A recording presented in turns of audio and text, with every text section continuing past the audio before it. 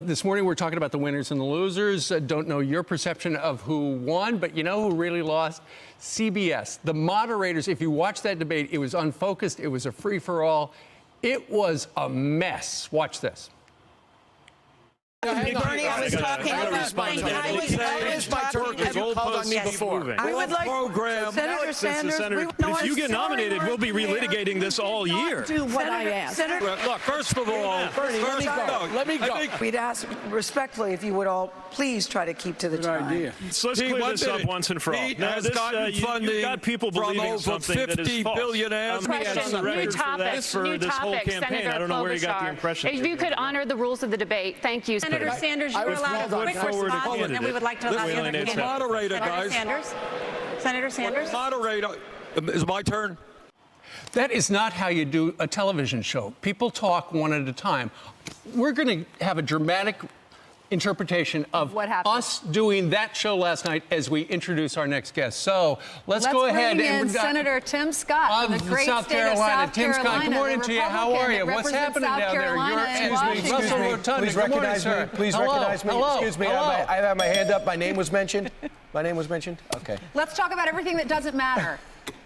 Good morning to you, Senator. Tim, what do you think of last night's debate? For me, I wanted them to focus more on the issues.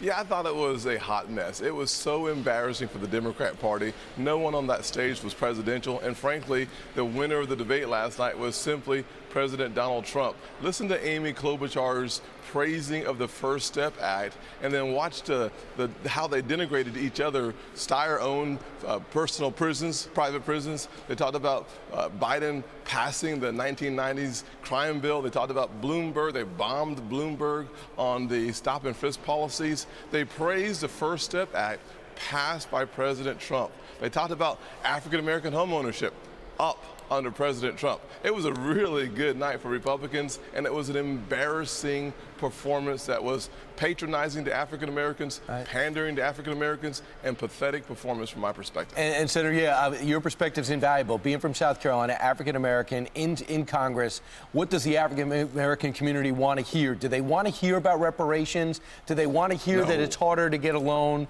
Do they want to hear that through history it's been harder to get a job? You tell me. Well, the bottom line is there's a reason why the rear view mirror is so small and the windshield is so big on the car. We want to focus on the future. I did a panel this month for Black History Month, and on the left and the right of the panel, they all said we need to focus on the future, economic future of this nation. It is one of the bright spots of the Trump economy is we're seeing the lowest unemployment rate within the African American community. But more important than that, Brian, you've seen people coming back to work. The long-term unemployed is now participating in the great comeback story. That's one of the reasons why the black participation rate, workforce participation rate, is up in the community. The issues that we care about as African Americans are the same issues that every other American cares about, and that's one of the reasons why the current approach of President Trump is everybody's in the same boat. What you saw on the stage yesterday was as if there were no white folks watching 7 white candidates talk about black people. It was the most remarkable performance.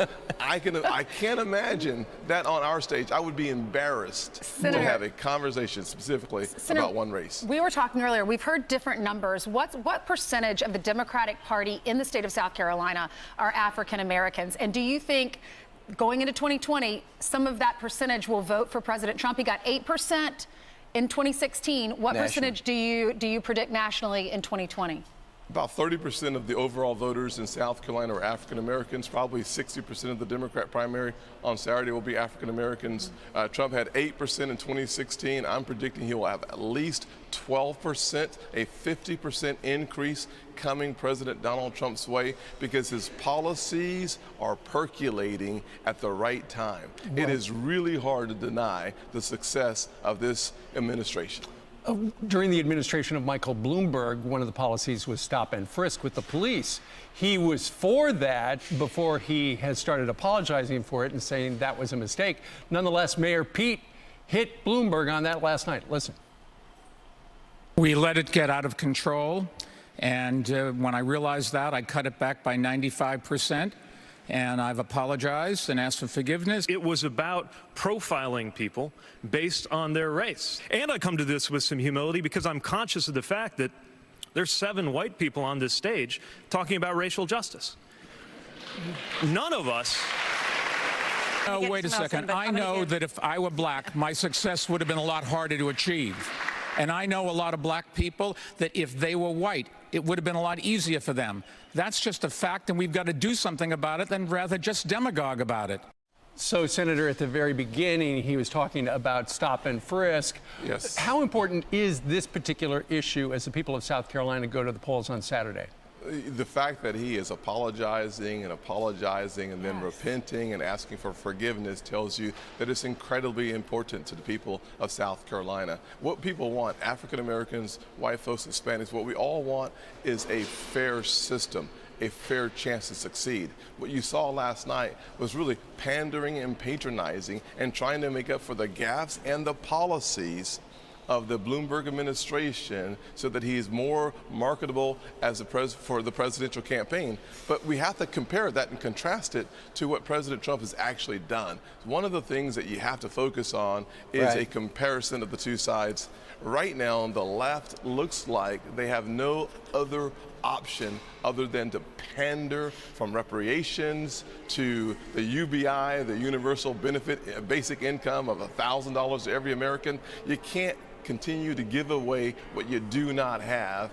And if it's going to cost 3 times the American economy, according to Amy Klobuchar, we're all in for significantly higher taxes. Right. So let me tell you, okay, so I know where you stand on stop and frisk. Right. And by the way, African-American officers, 2 of which told me, Brian, when it comes up to stop and frisk, understand what we did. We thought the people in the minority communities needed the most protection. The goal wasn't to arrest minorities. It was to go where the crime was, to protect people in that area. And they were not just walking up to people, frisking them. They were walking up if they were suspected of having a firearm. So just for the record, for the law enforcement agents, most of which are minorities in New York City, that was the goal, even though Mike Bloomberg doesn't want to say that anymore. But real quick, Congressman Clyburn will be endorsing, we believe, Joe Biden in about 2 hours. What does that mean for Joe Biden? Well, it probably means an increase in African-American votes for Joe Biden. The truth of the matter is, 3 weeks ago, Brian, 3 weeks ago, Joe Biden had a 30-point lead in South Carolina. It is now down to 4 to 4.5 points.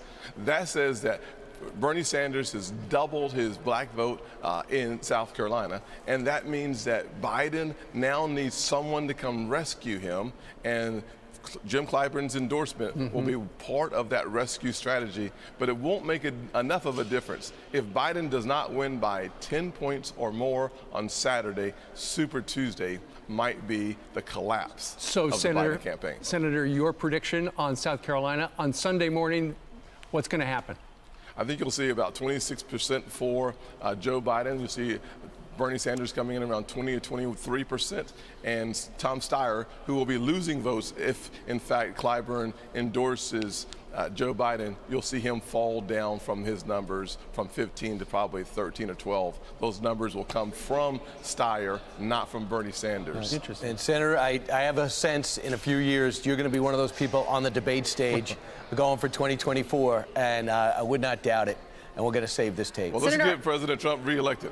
Are you proud of our state? We have live shots in Charleston, live shots at Lizard's Thicket in Columbia, and live shots with you in Washington. Ainsley, I tell you what, South Carolina's on fire, and thank God we are on fire for the Reds party. And don't forget, we got Ainsley in New York.